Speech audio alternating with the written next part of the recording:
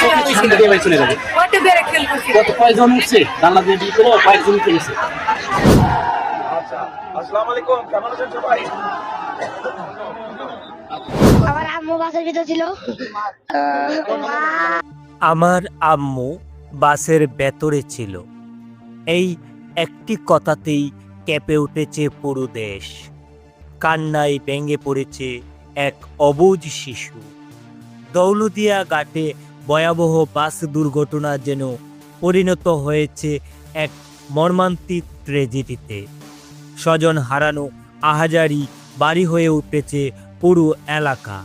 চারিদিকে শুধু কান্না আর শোকের মাতম। এই হৃদয় বিতারক ঘটনার পর ঘটনাস্থলে ছুটে এসে অসহায় মানুষদের পাশে দাঁড়িয়েছেন প্রধানমন্ত্রী তারেক রহমান। তিনি নিহতদের পরিবারের প্রতি গভীর সমবেদনা জানিয়ে দ্রুত চিকিৎসা ও সহায়তার আশ্বাস দেন। অন্যদিকে ঘটনার মাত্র ২৪ ঘন্টার মধ্যেই বড় পদক্ষেপ।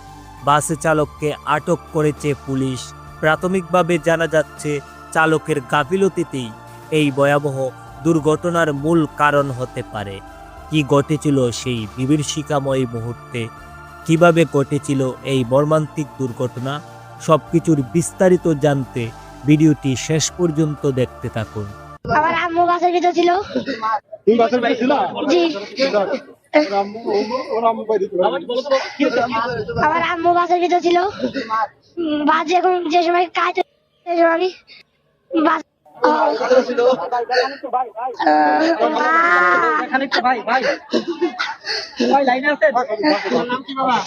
আলিফ। আমার বোন আর ভাগ্নে ছিল রাজবাড়ী মুরগি ফার্ম থেকে ঢাকা নবীনগরে যাচ্ছিল। ভাগ্নে বের আসতে পারছে, বোন বেরোতে পারেনি। পরে আমার এখান থেকে ফোন দেয়, আমি আসি। ও বলতে পারে না সঠিক ভাবে।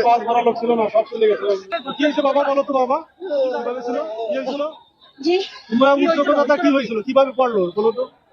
ওই তো ওখান থেকে বাস বাইরে ওখান থেকে এই জায়গায় এসে এই জায়গায় ওই জায়গায় উল্টে মিলে পড়ছে। আমরা কাজটা পড়ছে, আমরা উল্টে স্কুলে বাড়াইছি। আমার ৫ জন ছিল ফ্যামিলি, ৩ জন আছে উঠছে আর ২ জন গাড়ির মধ্যে। আমার ব্যাটার বউ, আমার মেয়ে, আমার ২টা নাতি। আমি তো কেবল আসলাম, আমি উঠে দিতে বাসে, সোহাগ বাসে আমি উঠে দিয়ে বাজারের ভিতরে ঘুরতেছি। আমার চাল ফোন দিচ্ছে। এই ৫ জনের ভিতরে আমার ব্যাটার বউ, আমার মেয়ে, আমার ২টা নাতিন।